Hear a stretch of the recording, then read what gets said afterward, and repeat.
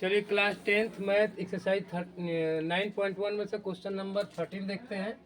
दिया हुआ समुद्र तल से 75 मीटर की ऊंची लाइट हाउस के शिखर से देखने पर, तो लाइट हाउस मान लेते हैं कि ये ए बी है, बी लाइट हाउस है।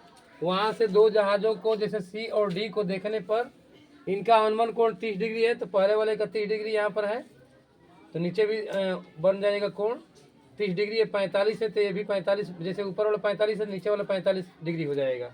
अवनमन कोण का मतलब ऊपर से जब नीचे देखते हैं तो अवनमन कोण बनता है।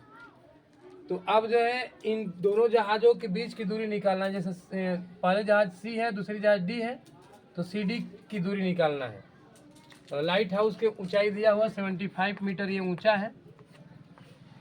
तो समकोण त्रिभुज डी ए बी में, तो लिख लेंगे समकोण त्रिभुज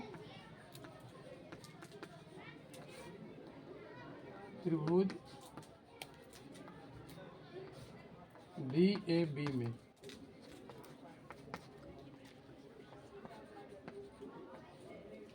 tan 30 डिग्री के सामने की भुजा क्या है? tan 30 डिग्री के सामने की भुजा है ए बी हो जाएगा लंब, सामने की भुजा लंब हो गया, आधार होगा लंब बटे में आधार हो जाएगा ये ए डी, क्योंकि tan के लिए लंब बटे में आधार आता है।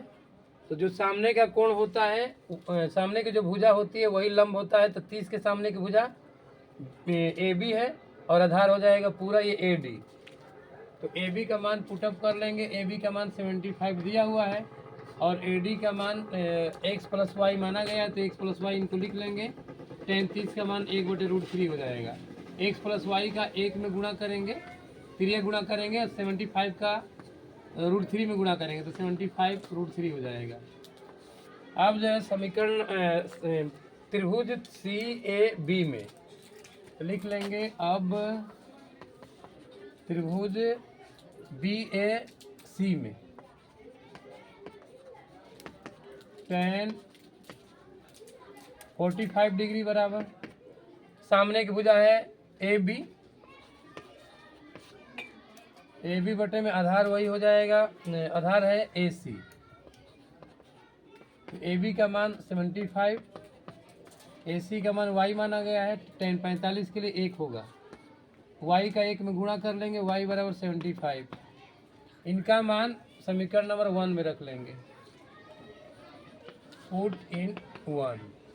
इनका मान मतलब एक समीकरण नंबर 1 में रखेंगे, तो ये हो जाएगा x प्लस में y का मान कितना है, y के स्थान पर 75 है, 75 लिख लेंगे। आगे 75√3 है, तो ये x बराबर कितना हो जाएगा 75√3 माइनस 75 कॉमन लिया जाएगा, तो √3 हो जाएगा और ये 75 से ये कट जाएगा, मतलब भाग देंगे तो 1 आ जाएगा। तो 75 × √13 - 1 यही आंसर हो जाएगा। नोट कर लीजिए।